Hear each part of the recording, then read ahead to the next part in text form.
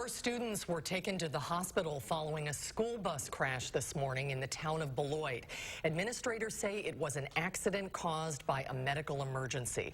Rock County reporter Adam Duxter is in our bureau in Janesville with how this all happened. Adam? Well, Susan, this morning at around 7 a.m., a bus carrying about a dozen middle and high school students crashed on East Inman Parkway in the town of Beloit.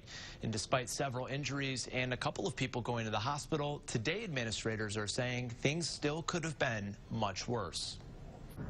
A knockdown tree and a torn up yard. The only indications left of a school bus crash that happened this morning in the town of Beloit. One that sent 4 students and a bus driver to the hospital. Fire Chief Gene Wright was on his way to work when he saw the bus off the road. Anytime you have a school bus, you're looking at anywhere from, no kids to 70 kids on a bus. So just to get inside the bus and assess how many are injured.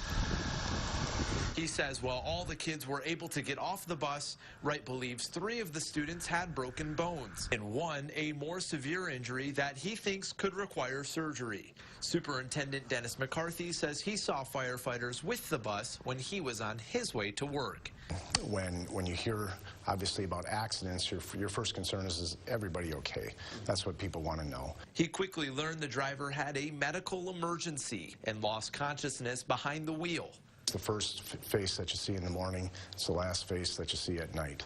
And we stress that with our bus drivers about that, trying to be that friendly person that the kids feel confident with and comfortable with. The driver also taken to the hospital following the crash. Town of Beloit police say they are investigating the incident but aren't recommending any charges at this time. It's a pretty tight-knit community and it's hard to see that happen to someone. McCarthy says despite the accident and the injuries, things could have been much worse had the crash happened somewhere else, not so close to help. I think part of the maybe minor miracle in this situation is that it occurred where it did, directly in front of the police station, directly immediate adjacency to the fire station where we have our first responders coming from.